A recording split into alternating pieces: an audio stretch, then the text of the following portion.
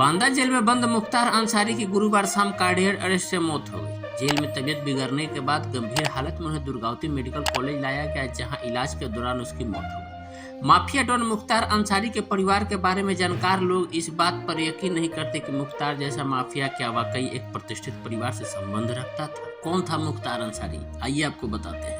मुख्तार अंसारी का जन्म गाजीपुर जिले के मोहम्मदाबाद में हुआ था। उसके पिता का नाम सुभानुल्लाह अंसारी और मां का नाम बेगम रबिया था। गाजीपुर में मुख्तार अंसारी के परिवार की पहचान एक प्रतिष्ठित राजनीतिक खानदान की है। 17 साल से ज्यादा वक्त से जेल में बंद मुख्तार अंसारी के दादा डॉक्टर मुख्तार अहमद अंसारी स्वतंत्रता सेनानी थे। गांधी जी के साथ काम करते हुए वो 1926-27 में कांग्रेस के अध्यक्ष भी रह चुके। मुख्तार अंसारी के नाना ब्रिगेडियर मोहम्मद उस्मान को 1947 की लड़ाई में शहादत के लिए महावीर चक्र से नवाजा गया था। मुख्तार के पिता सुभानुल्लाह अंसारी गाजीपुर में अपनी साफ सुथरी छवि के साथ राजनीति में सक्रिय रहे। भारत के पूर्व उपराष्ट्रपति हामिद अंसारी रिश्ते में मुख्तार अंसारी के चाचा लगते थे। एक मामले की सुनवाई के लिए मुख्तार अंसारी को यूपी से बांदा जेल से पंजाब के रोपड़ जेल भेजा गया था। इसके बाद वो लंबे समय तक वहीं थे। यूपी में बीजेपी सरकार बन जाने के बाद मुख्तार वापस नहीं आना चाहता था। उसे यूपी लाए जाने के लिए दोनों राज्यों की सरकारों के बीच खींचतान चली। मामला सुप्रीम कोर्ट तक जा पहुंचा। सुप्रीम कोर्ट ने सुनवाई के बाद उसे यूपी शिफ्ट करने का फरमान सुनाया। इसके बाद 7 अप्रैल 2021 को सुप्रीम कोर्ट के आदेश के बाद भारी सुरक्षा इंतजामों के बीच बाहुबली मुख्तार अंसारी को पंजाब के रोपड़ से हरियाणा के रास्ते आगरा, इटावा और औरैया होते हुए बांदा जेल पहुंचा दिया गया था। मऊ में दंगा भड़काने के मामले में मुख्तार ने गाजीपुर पुलिस के सामने सरेंडर किया था और तभी से वो जेल में बंद। पहले उन्हें गाजीपुर जेल में रखा गया था, फिर वहां से मथुरा जेल भेजा गया था, फिर मथुरा से आगरा जेल और आगरा से बांदा जेल भेज दिया गया था। उसके बाद मुख्तार को बाहर आना नसीब नहीं हुआ।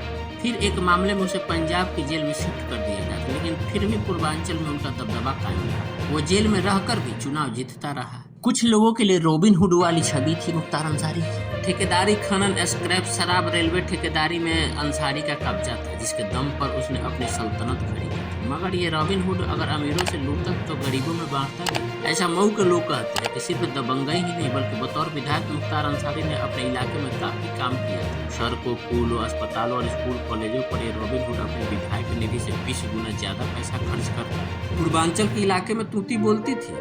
मुख्तार अंसारी के दादा स्वतंत्रता सेनानी थे और उसके फौज में नाना ब्रिगेडियर। तो फिर मुख्तार अंसारी माफिया कैसे बन गया? रौबदार मूछों वाला ये विधायक आज भले ही दुनिया से चल बसा हो, लेकिन मऊ और उसके इलाके में मुख्तार अंसारी की तूती बोलती थी। कभी वक्त था जब पूरा सूबा मुख्तार के नाम से कांपता था। वो बीजेपी को छोड़कर उत्तर प्रदेश के हर बड़ी पार्टी में शामिल रहा। मुख्तार अंसारी 24 साल तक लगातार यूपी के विधानसभा पहुंचता रहा, लेकिन उसके परिवार का गौरवशाली इतिहास भी है। मुख्तार अंसारी भले ही संगठित अपराध का चेहरा बन चुका था, लेकिन गाजीपुर में उसके परिवार की पहचान प्रथम राजनीतिक परिवार की, सिर्फ डर की वजह से ही नहीं बल्कि काम की वजह से।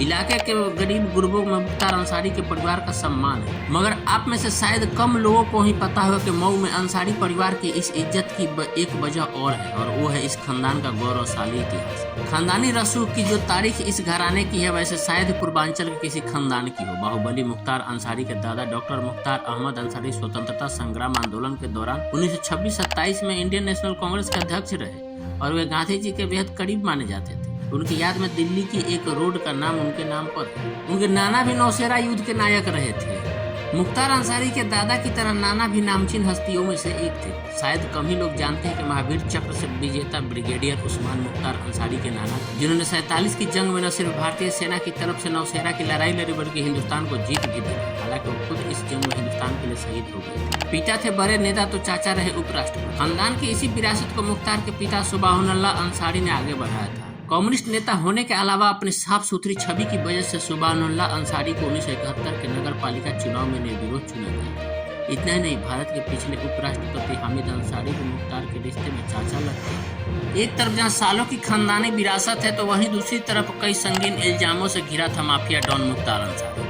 जिसने अपने परिवार की शानदार विरासत पर पाबंद लगा दिया। मगर इस खानदान की अगली पीढ़ी से मिलेंगे तो फिर हैरानी हो। मुख्तार अंसारी का बेटा Abbas Ansari shot gun shooting का इंटरनेशनल खिलाड़ी है। दुनिया के टॉप 10 शूटरों में शुमार अब्बास न सिर्फ नेशनल चैंपियन रह चुका है, बल्कि दुनिया भर में कई पदक जीतकर देश का नाम रोशन कर चुका है। लेकिन अब वो भी पिता के कर्मों की सजा भुगत रहा है। उसे मनी लॉन्ड्रिंग के मामले में गिरफ्तार किया गया था। राजनीतिक कैरियर के बारे में आपको बता देते हैं मुख्तार अंसारी के। 1996 में बीएसपी के टिकट पर जीतकर पहली बार विधानसभा पहुंचे मुख्तार अंसारी ने 2002, 2007, 2012 और 2017 में भी मऊ से जीत हासिल की। इनमें से आखिरी 3 चुनाव उस देश की अलग अलग जेलों में बंद रहते हुए लड़े और जीते थे। राजनीति की ढाल ने मुख्तार को जुर्म की दुनिया का सबसे बड़ा चेहरा बना दिया और हर संगठित अपराध में उसकी जड़ें गहरी होती चली गई। बीजेपी के विधायक से थी पुरानी अदावत और जिसके बदले इतना सब कुछ हो गया। सियासी अदावत से मुख्तार अंसारी का नाम बड़ा हुआ और उस साल 2002 जिसने मुख्तार की जिंदगी को हमेशा के लिए बदल दिया।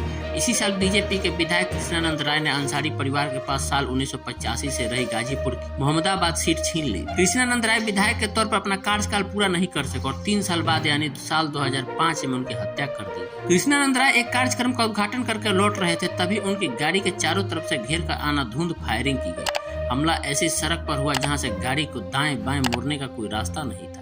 हमलावरों ने AK-47 से तकरीबन 500 गोलियां चलाई और कृष्णानंद राय समेत गाड़ी में मौजूद सभी 7 लोग मारे गए। बाद में इस केस की जांच यूपी पुलिस से लेकर CBI को दी गई। कृष्णानंद राय की पत्नी अलका राय की याचिका पर सुप्रीम कोर्ट ने केस 2013 में गाजीपुर से दिल्ली ट्रांसफर कर दिया, लेकिन गवाहों के मुकर जाने से यह मामला नतीजे पर न पहुंचा।